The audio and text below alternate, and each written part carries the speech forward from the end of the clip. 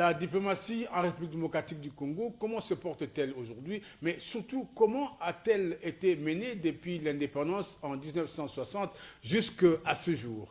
Nous allons en parler aujourd'hui avec notre invité, c'est le professeur Jean-Marie Ngoyi Kazingu-Wa Lolé, docteur en relations internationales, professeur des universités, donc vice-ministre honoraire des Affaires étrangères sous Mongoul Diaka, mais aujourd'hui aussi président de l'Association des chercheurs indépendants. Point de vue, c'est tout de suite. Professeur Kazingu, bonsoir et bienvenue à Point de vue.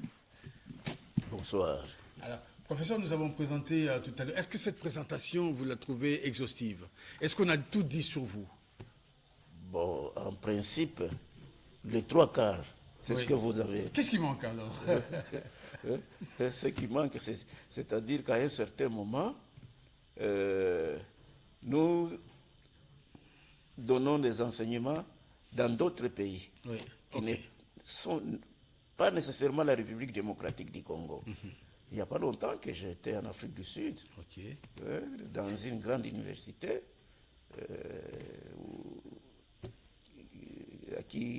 pour laquelle j'ai donné mes enseignements. Bien entendu, c'est en anglais, mais j'avais un interprète à côté, un Tanzanien, qui m'a aidé d'interpréter le français. Vos enseignements. Vous parliez en français, lui parlait en anglais. Tout à fait, oui. Voilà. Alors, nous avons invité ici pour profiter un peu de votre expérience, que vous donniez votre point de vue sur la marche de la démocratie congolaise. Congolaise d'abord, ensuite zaïroise, et puis à nouveau congolaise. Bon, je commencerai d'abord par vous donner le mot de diplomatie. Voilà. Parce que la diplomatie en soi s'applique à tous les niveaux, même dans les mariages, même pour des raisons ou d'une autre.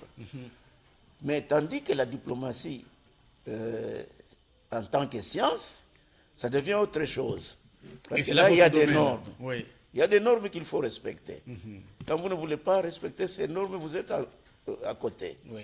Je vais vous donner un exemple. Pareil. Lorsque vous devez négocier, ici je voudrais parler maintenant de la diplomatie science, en tant que science. En tant que science. En tant que science. Oui. Lorsque vous êtes devant une situation pour laquelle vous devez négocier et que ça n'a pas été. Mais la science vous dit qu'il faut négocier sans cesse. Exact. C'est-à-dire que vous pouvez rentrer chez vous et vous retourner encore. Jusqu'à avoir gain de cause. Mais attention, il faut éviter le triomphalisme. Dans la diplomatie. Non, mais moi j'ai gagné, j'ai fait ceci. Non, non, non. Vous comprenez. Alors, pour revenir à votre question, la diplomatie depuis l'accession de notre pays à la souveraineté nationale. Mais prenons comment il a été mené quand vous parlez de la diplomatie en tant que science. Je vais vous ajouter aussi, si vous le permettez, c'est vous l'expert ici, tout à fait. la diplomatie aussi en tant que pratique. Oui. Et comment elle a été appliquée en République démocratique du Congo? Commençons. Allez, on va repartir en 1960.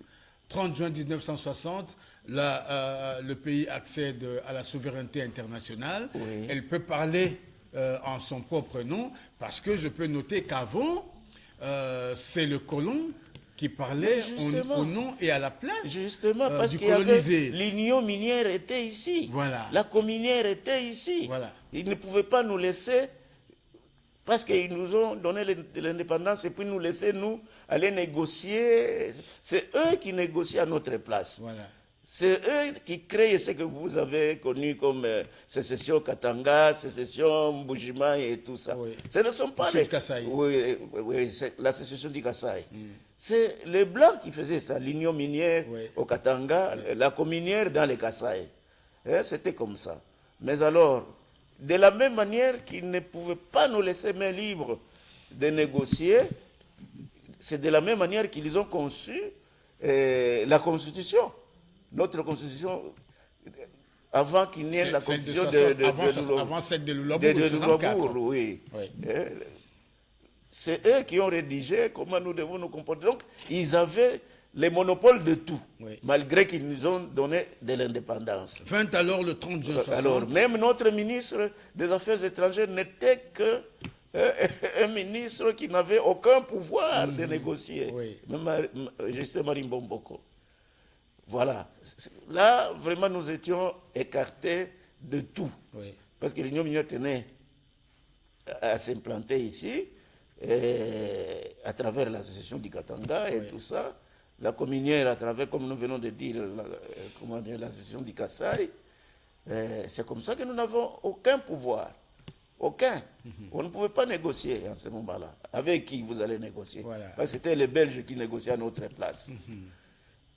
C'est plutôt après le coup d'État du 24 novembre, je crois, avec Mobutu, que Mobutu va se retrouver... Excusez-moi, professeur. Cette situation que vous venez de peindre, là, c'est la situation entre 60 et 65. Et 65. Avant le coup d'État de Mobutu. Avant le coup d'État de Mobutu. Après 60, on est toujours conduit sous les par la Belgique. coloniales. Ok. On était sous les jours coloniales. Et donc, la diplomatie vraiment congolaise, elle n'existait pas. Elle commence à partir de 65. Et c'est là que Mobutu prend le pouvoir. Il prend le pouvoir et...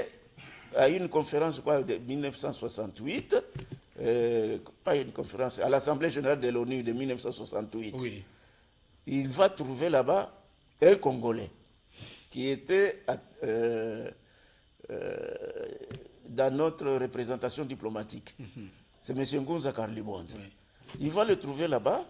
Ngunza Karlibonde, l'approche, il se présente comme étant le neveu de Tchombe. Voilà.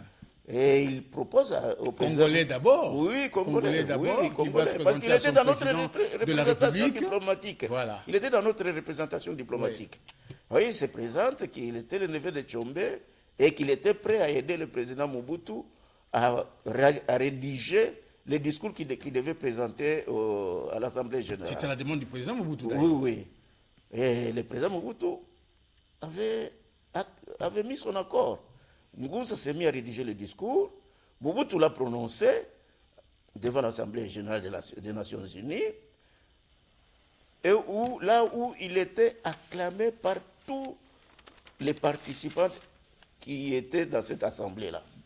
Et il demande au président qui présidait l'Assemblée générale de l'époque qu'un de ses collaborateurs peut commenter dans plus...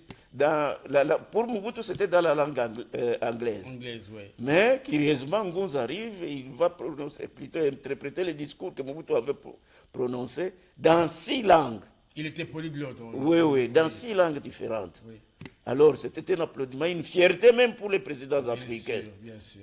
Alors, c'est comme ça que le président Senghor va demander au président Mobutu qui était cet homme. Mobutu dit non, c'est le neveu de Tchombe, il s'appelle Ngunza Kayiboué. Mais voilà les gens que vous devez avoir. Sur lesquels vous devez vous appuyer. Vous devez vous appuyer sur des diplomatie. C'est comme ça que Mobutu, à son retour, il a pris Ngunza à bord de son avion, l'avion présidentiel bien sûr, et il l'a amené à Kinshasa. C'est à partir de Kinshasa, maintenant, il le nomme ministre des Affaires étrangères. Voilà la naissance de la diplomatie congolaise. Et Ngunza a mis sur l'orbite cette diplomatie congolaise. En tout cas, on en a parlé. Il n'était pas seul. Après Ngunza, il y a eu des gens comme Kamanda, Gérard. Il y a eu des gens comme Bagbeni. Il y a eu des gens comme Ramazan Ibaya. Oui, les gens qui ont fait la fierté de la diplomatie. Et on en a parlé. Pendant ce temps-là, c'est toute l'Afrique qui parlait de la République démocratique du Congo. D'ailleurs, rappelez-vous même, l'Iloya, parce que ça s'appelait l'Oya. À l'époque. C'est Kamanda, qui était directeur de cabinet et secrétaire général adjoint. Voilà. Secrétaire général adjoint de l'OIA. Sous Diallo-Telli. Sous Diallo-Telli. Donc, la diplomatie congolaise était au top. Jusqu'à la fin du président, la mort du président Mobutu. Laissez-moi un peu poser cette question, professeur. Même quand on préparait cette émission, vous me donnez l'impression que le meilleur moment de la diplomatie congolaise, c'était pendant l'époque du Zaïre, pendant l'époque Mobutu. Oui. Après, c'était pas vraiment ça. Bon, on va y arriver, oui. Mais j'aimerais savoir qu'est-ce qui caractérisait ces moments-là. Qu'est-ce qui caractérisait la diplomatie zaïroise oui. De l'époque, pour que vous en parliez autant. Oui, oui.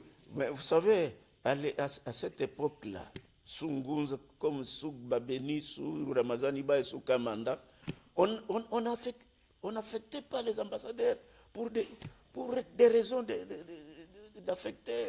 On cherchait les compétents. On cherchait les compétents dans les pays. Vous pouvez venir avec votre candidat, vous lui donnez, mais Ngunza doit passer ça, ces candidats-là au peigne fait. D'ailleurs, vous verrez aux affaires étrangères, Ngunza n'a pas laissé des gens là-bas. Il n'engageait pas les gens. Je me souviens, dans une des réunions du comité central du MPR, oui. C'est Moulongo Misha Kabange qui s'est plaint auprès de Mobutu pour dire que non, il y a des compétences au Katanga. Des jeunes gens qui ont terminé. Souvenez-vous, à l'époque du Zaïre, de l'UNASA. Parce que la faculté de relations c'était à Lubumbashi. Et les Sciences Po. Oui, et les Sciences Po. Oui. Alors, c'est Mobutu maintenant qui lui dit, je t'autorise de me donner 10 noms. Propose-moi 10 noms. Proposez-moi 10 noms. On lui a proposé 10 noms qu'il a transmis chez Ngunza. Et Ngunza, avant de les engager, il les avait d'abord, parce qu'il n'avait pas une académie diplomatique ici chez nous, il les avait d'abord envoyés à une académie diplomatique qui se trouvait en formation, au Cameroun, à Yaoundé. Oui. C'est après qu'ils ont terminé que maintenant Ngunza les affecte. Et même quand il les affecte, aujourd'hui, un mois, vous êtes dans telle direction, et l'autre mois, vous êtes dans d'autres, et ainsi de suite.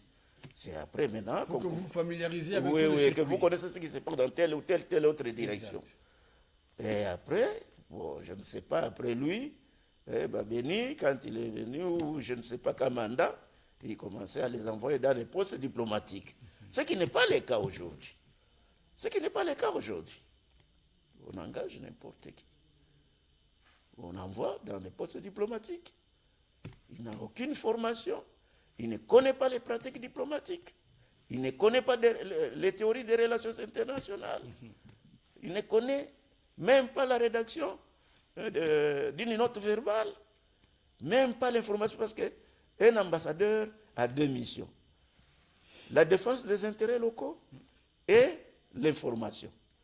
Donc vous allez défendre les intérêts de votre pays à un pays d'envoi, à un pays d'accueil, et vous devez transmettre les informations de tout ce qui se passe dans ces pays-là. Voilà. Ça, je dis que c'est la période de Mobutu, comment la diplomatie a fonctionné. Maintenant, il y a une autre étape. Donc il y a d'abord le fait que Mobutu tenait Ngouze, oui. Parce que vous parlez d'un Ngouze Carlibon, oui.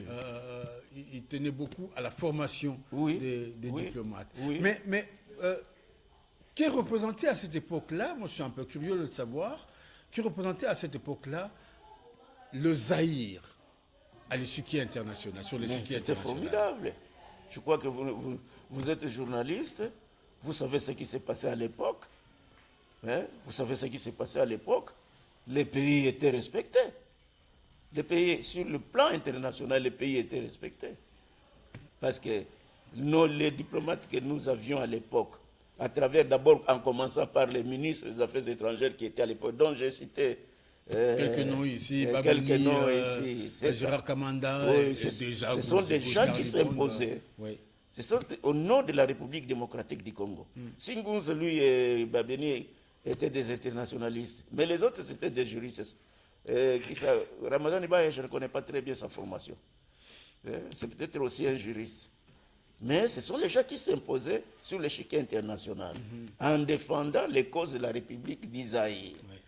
Donc la République était valablement défendue. Valablement défendue. On ne blaguait pas. On a beaucoup parlé à ce moment-là, quand on parle d'un diplomate qui vient de la République d'Isaïe, les pays là vous respectent et ils vous reçoivent avec tous les honneurs voulus.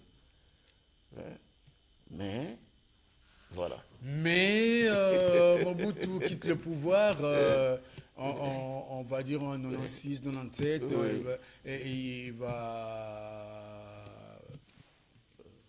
laisser la place, entre guillemets, pour ainsi dire. Laurent Désiré Kabila prend le pouvoir. Il prend le pouvoir, et malheureusement aussi. Malheureusement, il va nommer un ministre des Affaires étrangères, les renseignements à ma possession, qui va en mission dans un pays quelque part, et il expose son problème, on le reçoit. Mais qui n'était déjà pas un sujet congolais. Bon, mais on ne sait pas. Pourquoi est-ce qu'il l'a mis là-bas? Il l'avait mis là-bas, mais parce qu'après il a changé aussi, il a mis Mboussa. Mais de ces ministres-là arrivent quelque part, on le reçoit, et le président du pays d'accueil le reçoit, il expose son problème, après il sort. Quand il est dehors, il se rend compte qu'il avait quelque chose à dire encore au président. Il vient au service du protocole pour solliciter une deuxième audience afin qu'il parle quelque chose qu'il a oublié à dire au président. On lui a dit non, ce n'est pas comme ça. C'est ce que nous appelons les pratiques diplomatiques. Exact. Les gens doivent apprendre. On j'ai parlé de pratique tout à l'heure. Oui, la pratique diplomatique. Les gens doivent apprendre la diplomatie.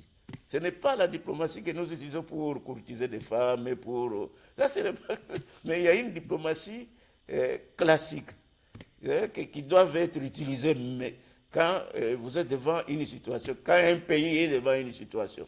Parce que la diplomatie, normalement, moi, je n'ai jamais été d'accord d'utiliser les mots diplomatie, plutôt un moyen qu'un État consacre pour sa politique extérieure. C'est comme ça que moi, je définis ce que nous appelons... Parce que la diplomatie n'est qu'une petite partie des relations internationales. Oui.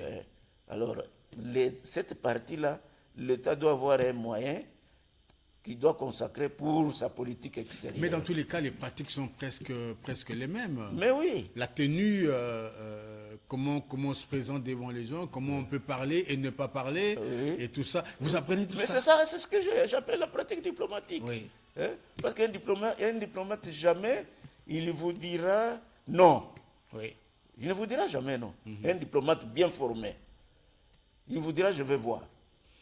Oui, j'ai compris, je veux voir. Oui. Alors que dans son fond intérieur, il sait qu'il y a un oui et qu'il y a un non. Oui.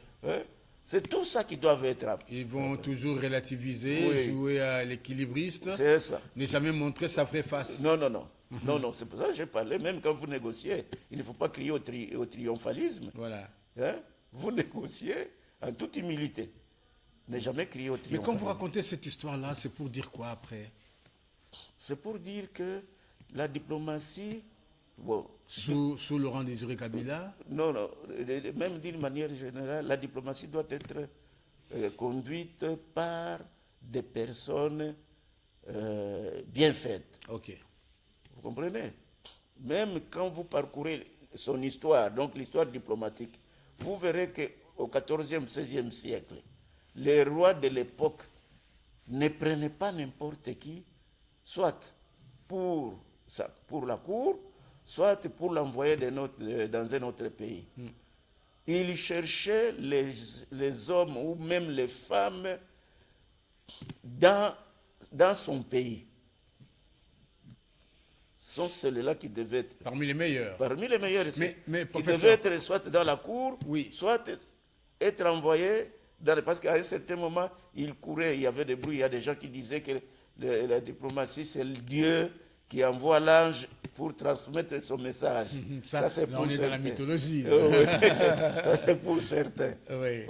Donc, c'est pour vous dire que c'est un corps qui doit être respecté de la même manière qu'on respecte le président de la République. Exact. Parce que quand vous allez dans un pays d'envoi, vous représentez et le président de la République qui vous a envoyé et le pays. Oui. Et d'ailleurs... Autant le président représente la République, autant voilà. vous le représentez. D'ailleurs, il y a dans d'autres pays, quand le président de la République entrant, il se débarrasse des anciens ambassadeurs qui étaient envoyés par le président de la République sortant. Parce que lui, vous devez représenter la politique de ces présidents-là. Exact. De ces présidents qui viennent d'entrer. Justement, puisque vous en parlez, c'est ça aussi le problème. Moi, je voulais qu'on se replace un peu dans le contexte de l'arrivée de l'FDL, donc de Laurent Désiré Kabila. Kabila vient bouter dehors Mobutu, pour ainsi dire. Vous le voyez, vous, travailler avec des diplomates laissés par Mobutu? Ou un ministre des Affaires étrangères laissé par Mobutu? Je ne pense pas. Non, pas du tout. Voilà pas pourquoi il a pris, disons, c'était ça le déclin de la diplomatie. Mais oui, voilà. Congolaise. Mais il ne pouvait pas. Il ne pouvait pas, il devait peut-être se débarrasser de 2-3 têtes, mais laisser l'ossature de la diplomatie travailler. Il devait les laisser fonctionnaires. Il devait laisser fonctionner les diplomates qui étaient...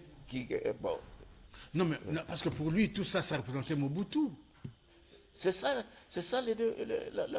comment dirais-je, la faute que nous commettons chaque jour. Oui. Nous commettons cette faute-là chaque jour. Comment est-ce que le pays peut avancer? Moi, j'ai toujours pleuré. Comment est-ce que nous allons faire avancer notre pays? Hein? Quand ce sont les mêmes qui tournent autour, Souvenez-vous, messieurs les journalistes, la Chine, prenez l'exemple de la Chine. Sous Mao. La Chine est venue, après la guerre entre Chine, la guerre de l'opium, oui. Entre Chine et Japon. Et le Japon. Oui. Comment dirais-je, Mao arrive, il va... La première des choses qu'il devait faire, c'est d'abord stabiliser les institutions. Stabiliser les institutions. Et comme ils sont nombreux là-bas, une fois que les institutions étaient stabilisées, ils sont nombreux là-bas, il a lancé cette histoire de l'agriculture.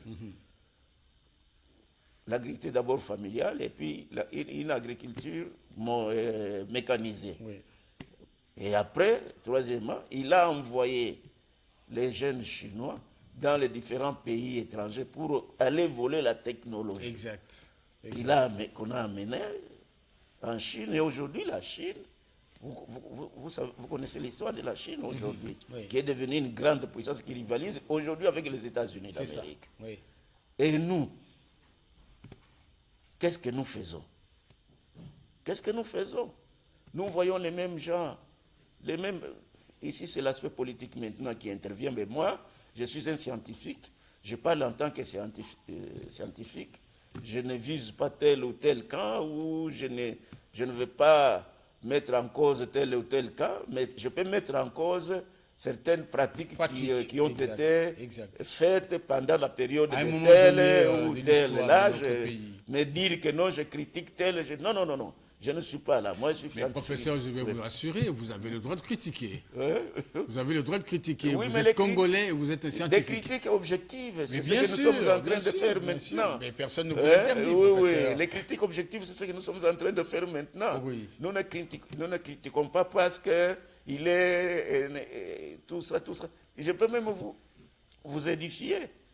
Moi, qui vous parle, mon petit frère, c'était l'adjoint de Mobutu. Ah oui. Banza Nsumbu. Ah d'accord. Oui. Après Mobutu, c'était Banza Nsumbu qui est mon propre petit frère. Mais moi, je n'étais pas avec lui. Ok. Je n'étais pas avec lui, j'étais dans l'autre camp. L'autre camp... Oui. J'étais dans l'autre camp. Oui. Je le voyais rarement. Lui-même aussi me voyait rarement. À un certain moment, il commençait à pleurer. Il dit, mais qu'est-ce qui se passe? La politique avait divisé la famille. Oui, la politique nous a divisés. J'étais même critiqué par la famille. Il fallait que je m'arrange derrière lui. Comme ça, la famille... Moi, je dis non. Moi, je suis dans l'autre camp. Il n'y avait personne. Laurent Désiré Kabila ne reste pas longtemps au pouvoir. Oui. Il est assassiné. Oui. Et son fils prend le pouvoir. Oui. Juste après. Oui. C'est le statu quo au plan diplomatique ou est-ce qu'il y a des choses qui changent? Là aussi, ça n'a pas marché. Ah non. Oui, ça n'a pas marché. Ça n'a pas marché. Les ministres que le président Joseph Kabila a placés, se contenter plutôt, le ministre des Affaires étrangères voudrait dire, se contenter plutôt de placer les membres de leur famille dans les représentations diplomatiques. Qu'y a-t-il de mal, professeur, si je nomme un membre de famille à un poste où il est compétent? Pas les services de l'État. On ne joue pas avec les services de l'État, et surtout dans le domaine de la diplomatie. Je connais les noms ici, mais j'ai même... Sous Kabila alors? Non. Là, c'est sous le président actuel. Avec la conférence... Tshisekedi, oui. Oui, sous le président Tshisekedi, avec la conférence des ambassadeurs qui a eu lieu dernièrement. Moi, j'ai critiqué la façon dont le travail a été fait. J'ai critiqué ça, j'ai approché le secrétaire général, je lui ai dit, mais vous voyez tous ces ambassadeurs-là, est-ce que vous pouvez les appeler ambassadeurs? J'ai dit son secrétaire d'État, secrétaire général Kabongo. Ah oui? Vous ne voyez pas comment ils sont devenus. Ce sont les ambassadeurs vraiment dignes de représenter. Attendez, quand vous dites, vous voyez comment ils étaient comment? Incapables de défendre les intérêts du pays, parce que je lui ai posé les questions. Est-ce que vous recevez les bulletins d'information chaque jour? Parce que vous devez recevoir, chaque pays doit envoyer tout ce qui se passe au quotidien. Au quotidien dans les pays là où il est accrédité. Chaque jour.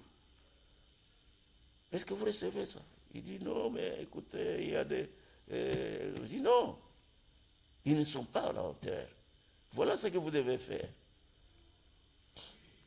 Je lui ai donné un canevas. Voilà. Maintenant que tous sont là, voilà ce que vous devez leur apprendre. Cherchez le professeur Boulaïmou, qui est des affaires étrangères, cherchez d'autres personnalités, l'ancien vice-ministre aussi des affaires étrangères, Mova Sakani, vous cherchez qu'il puisse leur donner, ne fût-ce que le maximum pendant 2 jours, avant qu'ils ne rentrent. J'étais surpris, le jour de la clôture, ce sont, comment dirais-je, des arrêts qui... 84 propositions qu'ils ont faites. Des propositions, 84 propositions. Pour améliorer la marche de la diplomatie? Ça pouvait... Vous allez améliorer pendant une personne qui dans sa tête, il n'y a rien de la diplomatie. Il fallait commencer par là. Ou alors, on devait le bloquer. Comme nous avons l'académie diplomatique ici, on le bloque un peu, on leur enseigne l'essentiel, même pendant quelques 2, 3, 4 jours. Pourquoi pas, ils sont chez eux, même pendant une semaine, pourquoi pas. Comme ça, nous avons des cas de gens compétents. Je suis très, très fier avec notre ambassadeur qui est au Conseil de sécurité. Celui-là, d'ailleurs, il m'a même donné cours, moi, en première année. Okay. Le professeur Nzongo Lantalage. Ah oui, ça c'est une sommité. Oui. Nzongo Lantalage, même dans son cours, là, Introduction à la science politique, c'est un contenu de 15 pages. 15 pages. Mais pour arriver aux 10e page, c'est toute une année avec Nzongo. C'est toute une année. Des personnalités comme ça va. Ce sont des personnalités qui aident. D'ailleurs, il est en train de se battre contre certaines positions que le Rwanda prend chez eux là-bas pour dire que non, moi je veux prendre tel parti, ça m'a... Zongola prend des positions là-bas. Mais est-ce que les autres peuvent faire ça? Nous devons éviter du chauvisme. L'endougouisme, l'endougouisme. Nous devons éviter ça dans l'exercice de nos fonctions surtout. Donc c'est ça qui a caractérisé un peu la diplomatie sous Joseph Kabila. C'est ce qu'on peut retenir d'après vous? Lui-même l'a reconnu quand il dit que il avait besoin de 10 personnes pour qu'il puisse... Il parlait de 15 personnes, oui, qu'il manquait 15 personnes. Oui. La diplomatie était dedans aussi. Ah oui.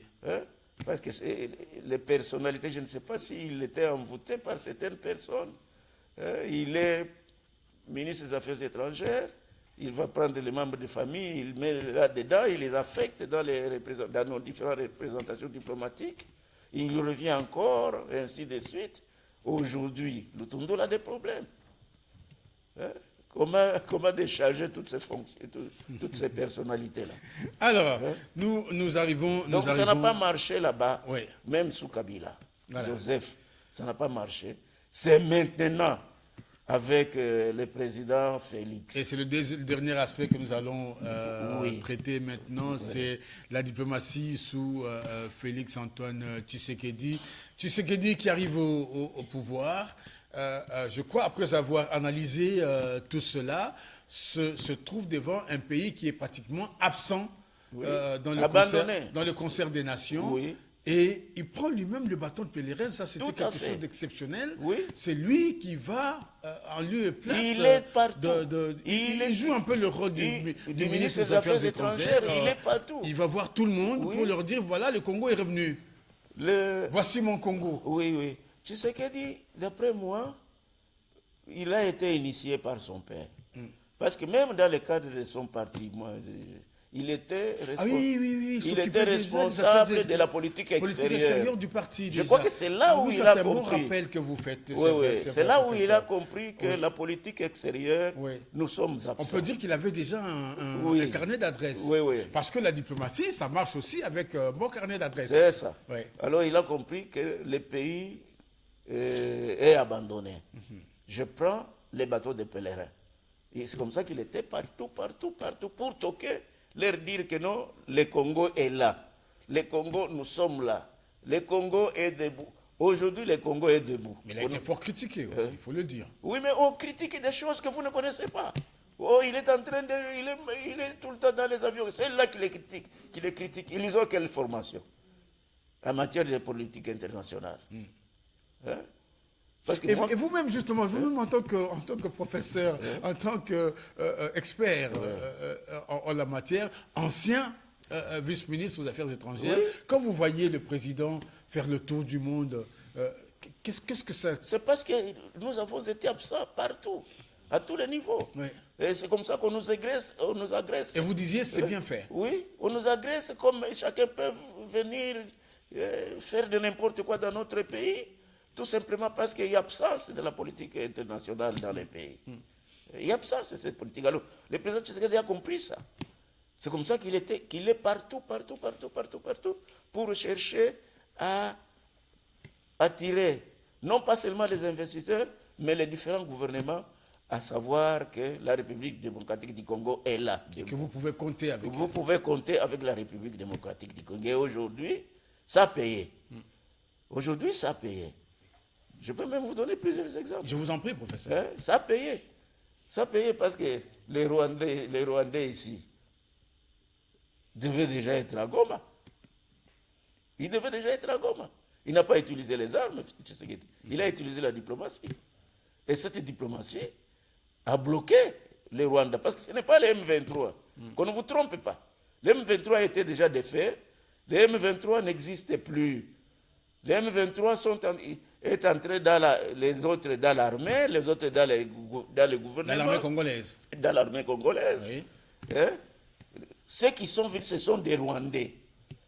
Ce sont les Rwandais, même ceux qui négocient, qui vont un peu partout, là, ils doivent parler le langage des Rwandais. Il a dit clairement d'ailleurs devant à l'Assemblée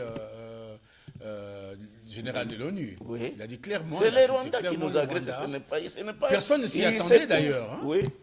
C'est le Rwanda lui-même qui cherche la couverture, soi-disant M23, alors que c'est le Rwanda, lui, avec son armée. Et d'ailleurs, c'est pour ça que je dis, quand on avait arrêté un des militaires rwandais là, pourquoi est-ce qu'on ne pouvait pas l'amener à Kinshasa, le présenter devant tout le monde et en présence de nos différentes représentations diplomatiques ici? C'est peut-être aussi l'astuce diplomatique du président de la République, on ne sait pas trop. Hein? Non.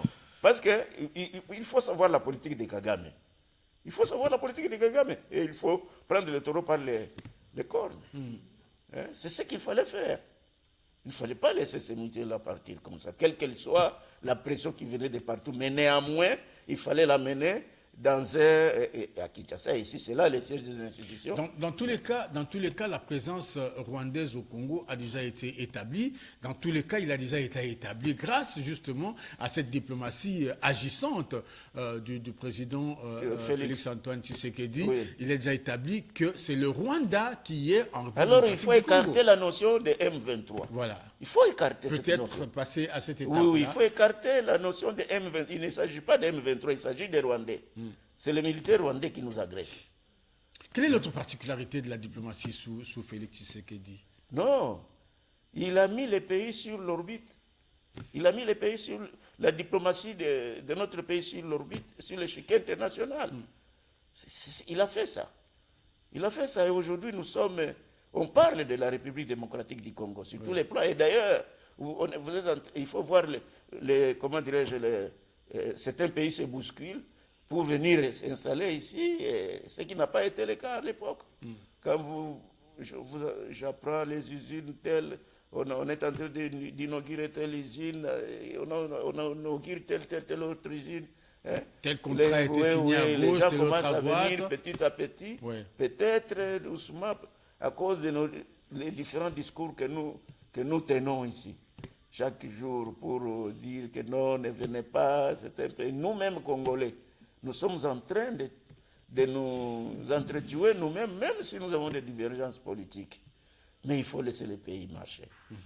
Parce que si aujourd'hui Félix n'est pas là, il y aura toujours un autre Congolais qui sera là. Voilà. Et le Congo restera le même. Voilà. Et quand nous commençons nous-mêmes à prendre, à hypothéquer le Congo, au lieu d'hypothéquer Félix, mais vous hypothéquez le Congo, c'est nous qui vont souffrir. Je crois que j'ai entendu ce genre de discours auprès du vice-premier ministre Peter Kazadi, dernièrement, ici, je crois que lors d'un briefing à côté de notre ministre de tutelle, Patrick Mouyaya, qui disait justement aux journalistes, tout ce que vous dites, il faut faire attention, parce qu'il y a des propos que vous racontez, que vous écrivez, qui détruisent plutôt l'image du pays quand vous croyez détruire un individu, quand vous croyez taper sur un individu, mais vous faites plutôt régresser l'image vous entachez l'image de votre propre pays. Et ça peut avoir des répercussions à d'autres niveaux. Je suis parfaitement d'accord avec si le VPM Peter avait tenu ce genre de il a dit il y a quelques jours. Je suis parfaitement d'accord avec lui. Vous savez, est-ce que moi, qui vous parle, j'étais contre Mobutu, plusieurs fois arrêté. Plusieurs fois, je vous dis. Et je vous dis que mon petit frère était son adjoint, premier vice-président. Plusieurs fois arrêté. Je n'avais que Maître Mukendi et Maître Kisimbangoy, les trois venaient défendre ma cause. Parce qu'on m'arrêtait tout le temps. Parce que moi aussi, je ne me fatiguais pas. Je combattais Mobutu, mais je n'ai jamais combattu le pays. Le Zaïre. Oui, je n'ai pas combattu le Zaïre pour dire aux étrangers, ne venez pas, ne venez pas. Non, il y a ceci au pays, et Mobutu a tué, et même savait ce que Mobutu faisait. Il a tué les Kimba, il a fait ceci, il a tué Loubayandré Guillaume, il a tué ceci, cela. Non. Moi, je les combattais sur le fait, les pays, ce que lui, comme individu, faisait. C'est ce que je combattais. Je ne combattais pas les pays. Professeur, nous sommes malheureusement à la fin de cette émission. Votre point de vue a été entendu. Est-ce que vous avez un tout dernier point de vue avant que nous disions au revoir à nos aimables téléspectateurs sur la démocratie, sur la diplomatie congolaise? Non, la diplomatie, c'est comme je viens de l'excuser. La diplomatie a des... Qu'est-ce qui reste à faire? Enfin, je vais être plus clair. Qu'est-ce qui reste à faire? A bien tourné pendant la période de Mobutu et actuellement pendant Félix Tshisekedi, ça il faut l'avouer. Mais maintenant, je pense que le président Félix, avec tout ce qu'il est en train de faire comme démarche, doit être aidé. Parce que vous pensez qu'il n'est pas suffisamment aidé? Il a un ministre des Affaires étrangères, il y a à l'Assemblée nationale Et au Sénat, si je me trompe, une commission des affaires extérieures. Oui, mais cette commission est muette. Ah. Elle est muette. Si vous le dites. Oui, elle est muette. Elle ne se fait pas entendre, la muette. C'est seulement la muette. Vous me parlez de l'Assemblée nationale. Assemblée nationale et la commission défense et sécurité, oui, qui est vraiment à pied d'œuvre. Mais s'il y a cette commission de la politique extérieure, en tout cas, elle est muette. Cette assemblée devait faire plus que accompagner le président dans tout ce qu'il est en train de faire pour sauver le pays dans les marasmes politiques, économiques et même diplomatiques. Elle devait être partout. Elle devait être aux États-Unis pour plaider la cause de la République, parce que nous parlons de multinationales, nous parlons de... Elle devait d'abord identifier ces multinationales qui opèrent, d'une manière clandestine. Voilà. Où sont-ils? Ils habitent où? Ils font quoi? Et attaquer ces multinationales dans leur pays. Moi, par exemple, alors vice-ministre des Affaires étrangères, en 1990, c'était pendant la période des pillages. La période des pillages. Oui. Mon ministre, Boketi Boukaï, mon titulaire, était parti en mission parce qu'il était pillé. Il devait aller s'approvisionner à Paris et tout ça. Entre-temps, les militaires belges et français étaient venus dans notre pays. Oui. Pour le président Mobutu, c'était pour l'enlever. Ok. C'était pour l'enlever. Et vous disiez que non, c'était pour sauver protéger nos compatriotes. Oui. Mais Mobutu n'était pas d'accord avec cette version-là. Je suis allé consulter mon idole, qui n'est autre que Nguza Karaliban. Je lui dis, mais Moukouba, aidez-moi un peu, voilà ce qui se passe, qu'est-ce que je dois faire? C'est moi maintenant qui dirige le ministère. Qu'est-ce que je dois faire? Nguza m'a donné une idée. Les militaires là sont venus parce que leur gouvernement les a envoyés. Contacter l'opposition. Belge et français. Contactez l'opposition belge et français pour vous plaindre. D'abord par une note verbale pour le gouvernement, et puis vous parlez les dirigeants de cette opposition-là. Vous allez voir ce que ça va donner comme solution. C'est ce que j'avais fait. 2-3 jours après, les militaires belges et français sont rentrés chez eux. Parce qu'il y a eu une pression de l'opposition. Oui, l'opposition a fait pression. Vous ne pouvez pas envoyer les militaires sans les consommateurs du gouvernement en place. Vous n'avez pas consulté le gouvernement en place, ce n'est pas mauvais, ce n'est pas bon. Et c'est comme ça que ces militaires étaient évacués. Oui, 3 jours après. Mais pourquoi notre assemblée, avec leur commission, Sénat et tout ça, ils se contentent 20 millions, 20 000. La diplomatie parlementaire. Oui. Elle n'est pas agissante. D'ailleurs, moi, je demanderai à la nouvelle Assemblée Sénat qu'on leur donne 2 000 par mois. Et nous, professeurs, qu'on nous donne au moins 5 000, 6 000. Oui, parce qu'il ne faut rien. Ils sont en train de dormir là-bas. Le président de la République est en train de se battre seul. Avec son gouvernement. Il n'est pas aidé. Il doit être aidé. Donc, voilà un peu, en substance, ma conclusion. J'ai été très heureux de vous recevoir sur ce plateau de point de vue, professeur Jean-Marie Ngoï Kazingu Walole. Oui. Écoutez, on aura encore d'autres... Les coqs de Malembankour. Je disais qu'on aurait encore d'autres occasions pour nous retrouver sur un autre sujet qui touche aux relations internationales, aux affaires extérieures. Oui, moi. Mais sinon, nous sommes très heureux de vous avoir reçus. Aimables téléspectateurs, nous mettons fin ici à ce point de vue et nous nous retrouvons très prochainement avec une autre personnalité de la place. Au revoir.